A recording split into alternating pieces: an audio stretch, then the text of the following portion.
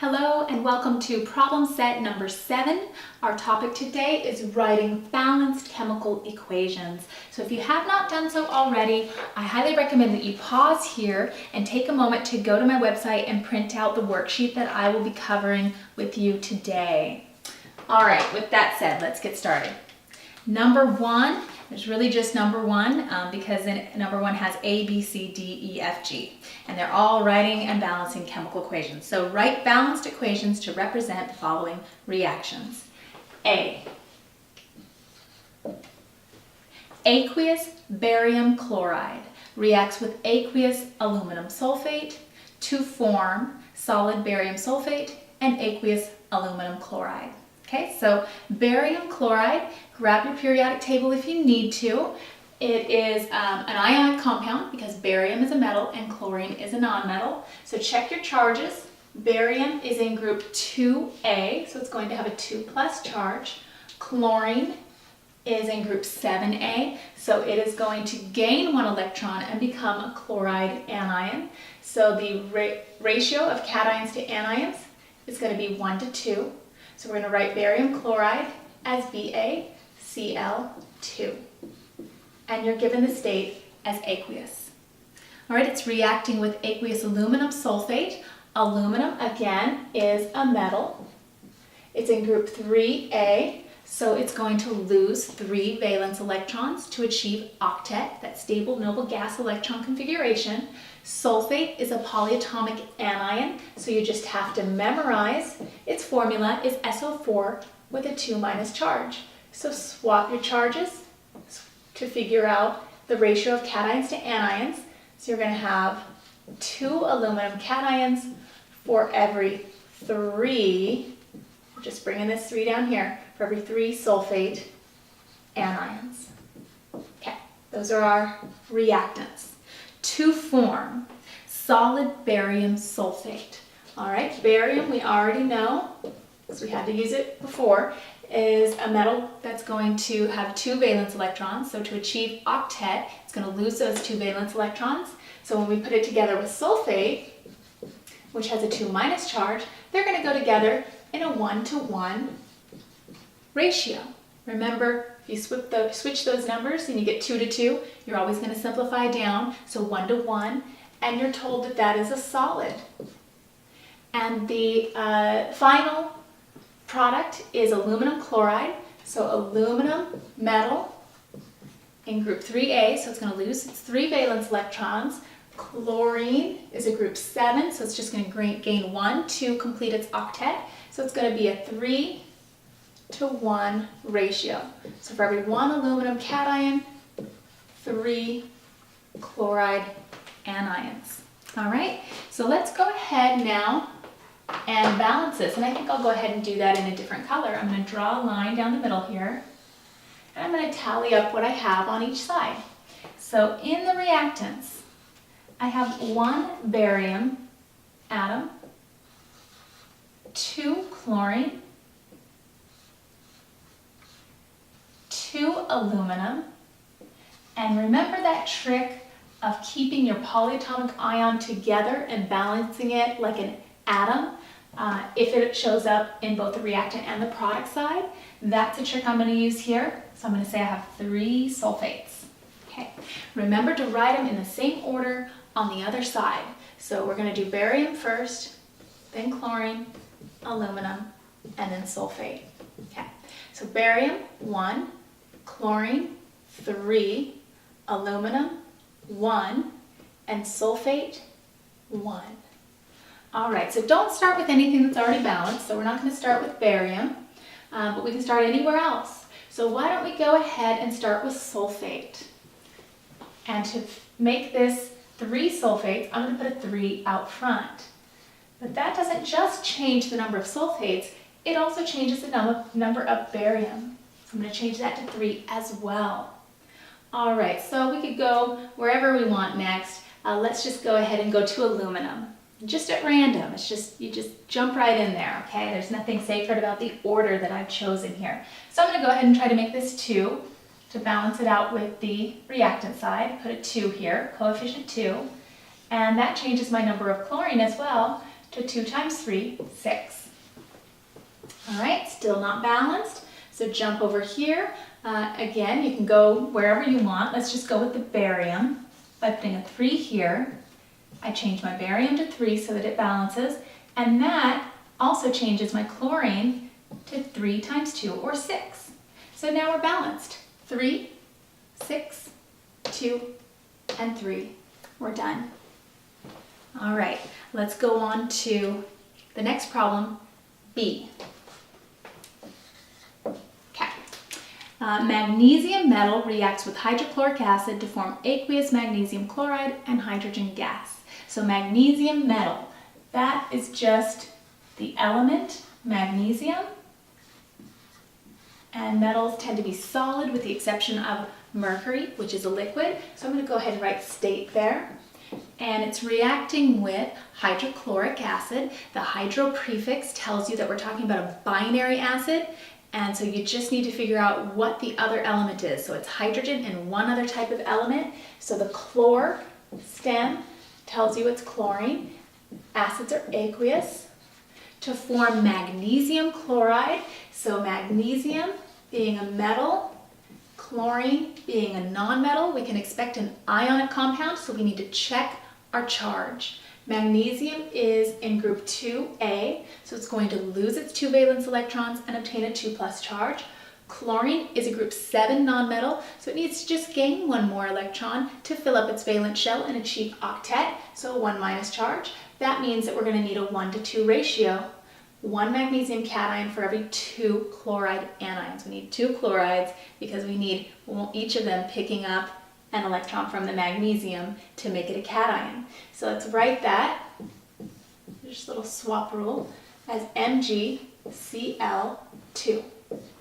and that's aqueous. And hydrogen gas, do not under any circumstance forget that hydrogen is one of these 7 diatomic molecules. So we're going to write it as H2.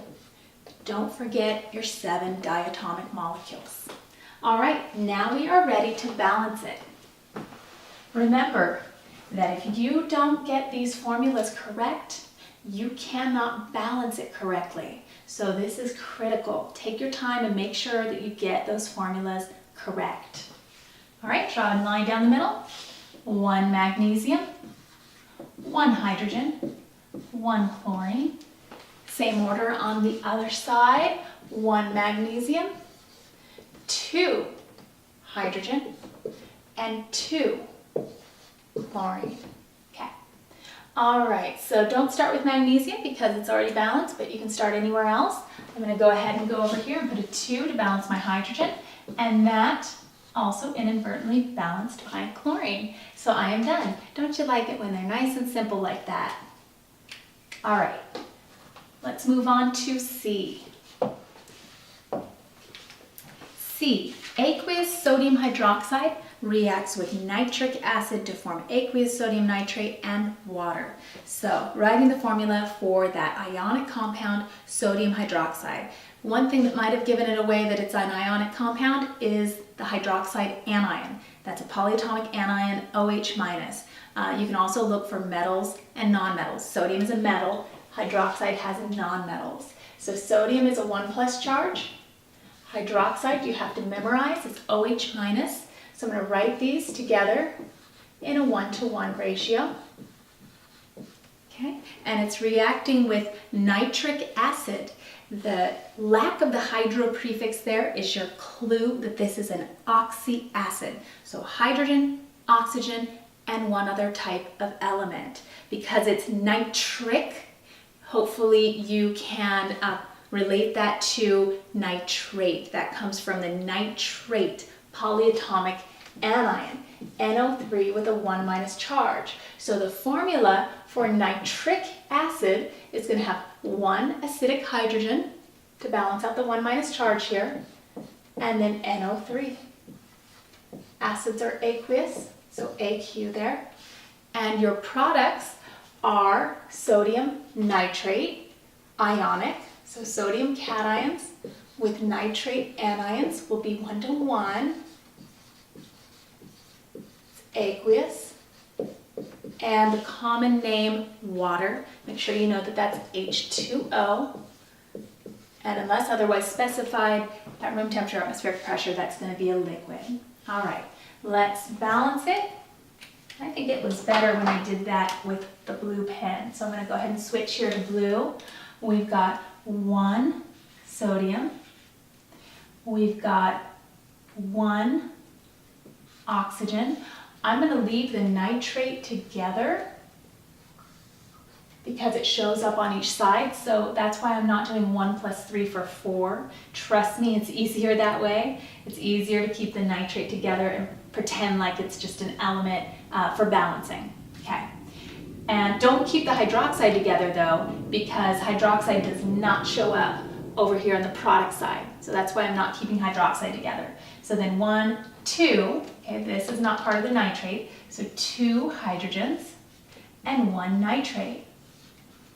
Same order over here on the other side. Sodium, oxygen, hydrogen, nitrate. Okay. Sodium, there's 1. Oxygen, there's 1. Hydrogen, there's 2. Nitrates, there's 1. Look at that, we are already balanced. That is the easiest possible problem when they're already balanced for you. So we don't need to put any coefficients in here, just leave it as it is. D, methane gas combines with oxygen to form carbon dioxide gas and water vapor. So methane is an organic compound. We have not learned how to name and write formulas for organic compounds yet. So that's why I gave you the formula, CH4, for methane gas.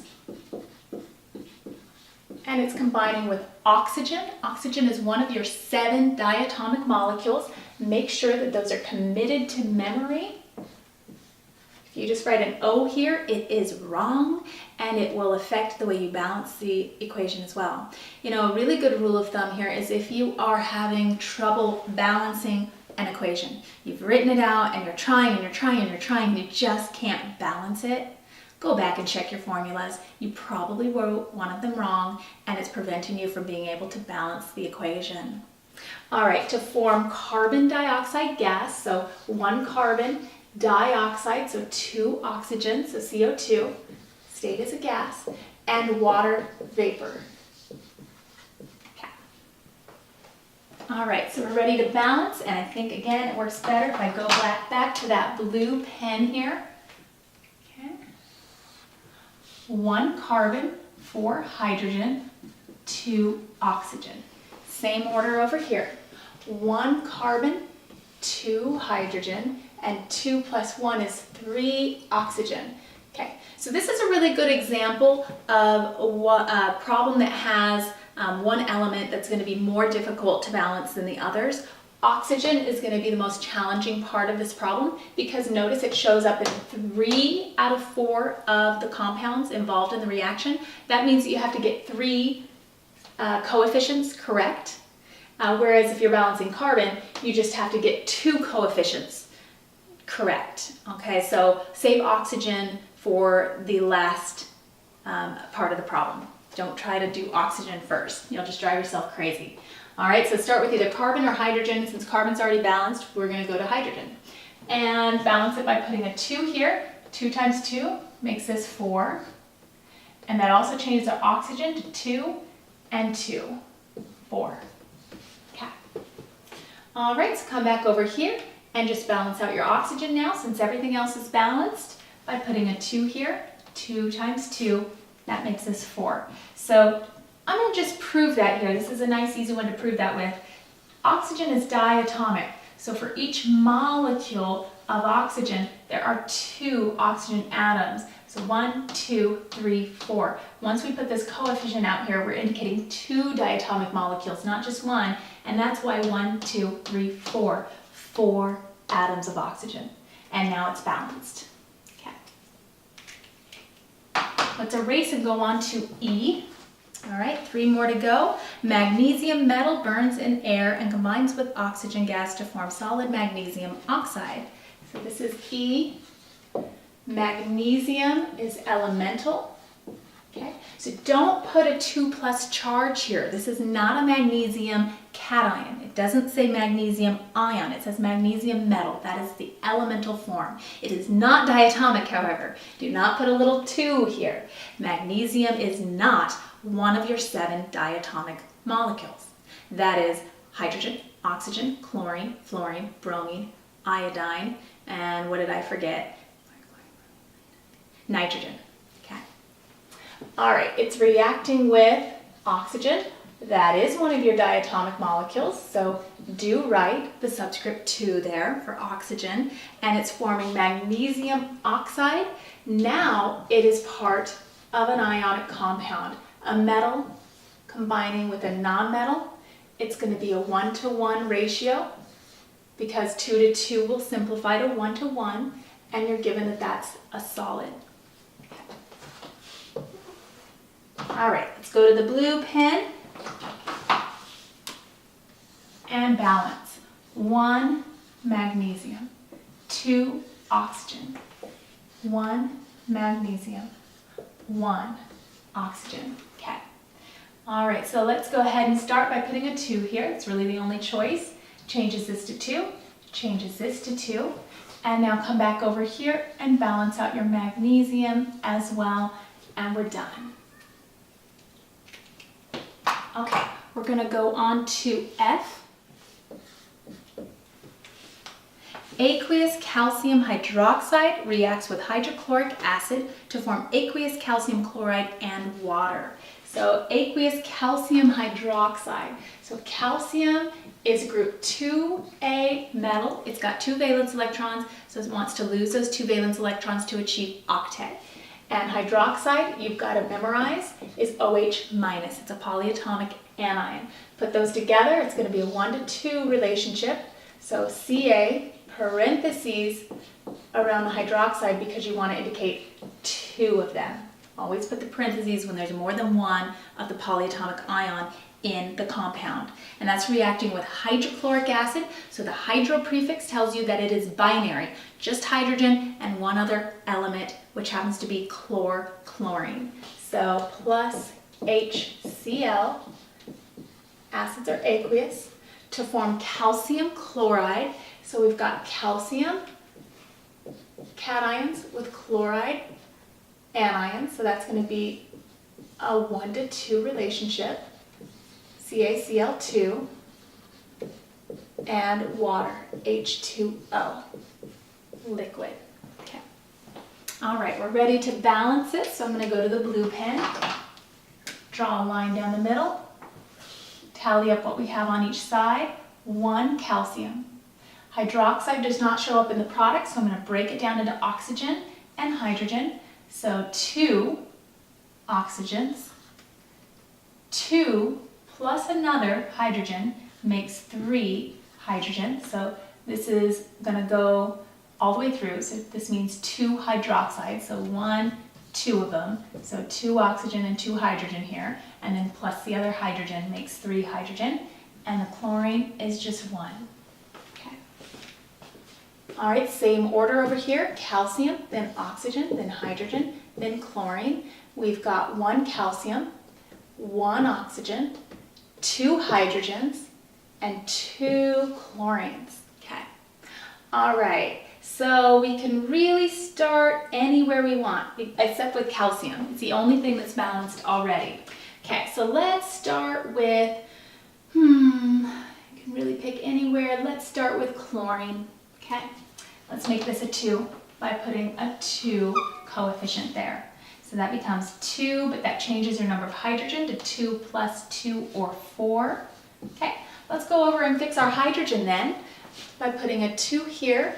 The 2 factors all the way through, so it affects your hydrogen, makes it 4. But it also changes your oxygen to 2, and we're balanced. 1, 2, 4, and 2. Okay. All right, last but not least, G. All right, G, butane gas combines with oxygen to form carbon dioxide gas and water vapor. So butane is, again, an organic compound. So I've given you the formula as C4H10. and it's combining with oxygen, so that's diatomic, so O2, to form carbon dioxide gas. So carbon, 1, dioxide, 2 oxygen, and water, H2O. Okay, draw a line down the middle and tally up what we have on each side. I'm going to go to the blue pen again. 4 carbons, 10 hydrogens, and 2 oxygen. Same order on the other side. 1 carbon, we're only accounting for 2 hydrogen, and 2 plus 1 makes 3 oxygen. So oxygen is going to be the most challenging one to balance, again, because it shows up in 3 out of 4 of the substances, so you're going to have to get 3 of the coefficients correct to balance it. So don't start with oxygen, don't go to oxygen until you're done with carbon and hydrogen. So you can start with either carbon or hydrogen, it really doesn't matter. Let's go ahead and start with hydrogen, okay? Because I really don't like having a 10 and a 2, it feels like way out of balance. So I'm going to put a 5 here and get that balanced right away. It's going to make it 5 times 2, 10 hydrogen, and 5 plus 2 is 7 oxygen. Okay, let's make sure you know where I got that. So now we've got 5 water molecules, and each water molecule has 1 oxygen, so 5 oxygens plus the 2 in the carbon dioxide makes 7. Okay. All right, let's go ahead and do carbon before we go on to oxygen. So let's put a 4 here, and that's going to make this 4, and this is going to make 8 plus 5, that's 13 for the oxygen. So 4 times 2, 8, plus another 5 makes 13 oxygen in your product side. So boy, we're still pretty far from being balanced. So I'm going to show you a little trick here. So clearly, no matter what coefficient you put here, if it's a whole number here, it's going to give you times 2, it's going to give you another even number. So you're never going to come up with 13 unless you use a fraction temporarily. Okay, so what I'm going to do is figure out what I need to times by 2 to get 13, and that's going to be 13 halves. That's going to give me 13 so that I can temporarily balance this problem with a fraction. Okay, so 13 over 2 is going to give me 13. Don't leave it as a fraction. Now what you're going to do is multiply everything by 2 so that you can get rid of this fraction.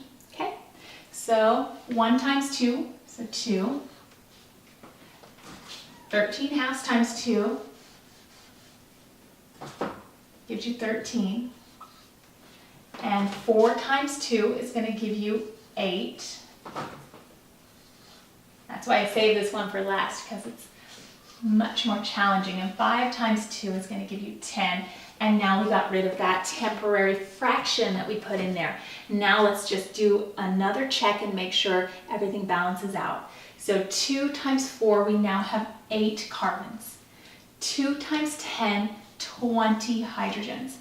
13 times 2, we have 26 oxygens in our reactant side. Over here we've got 8 carbons. We've got 16 plus another 10, so 26 oxygen. And we've got 10 times 2, we've got 20 hydrogen. 8, 20, 26, it balances out when we are done with this problem. Okay, so I really did sneak in a hard one there. I hope that you didn't find that to be too challenging. The fraction really does help with those kinds of problems just to get it balanced, and then you can always go back and multiply the 2 through or whatever number through to get rid of that fraction. Okay, thank you very much for tuning in to problem set number 7, and I hope you will consider tuning in to tutorial number 8.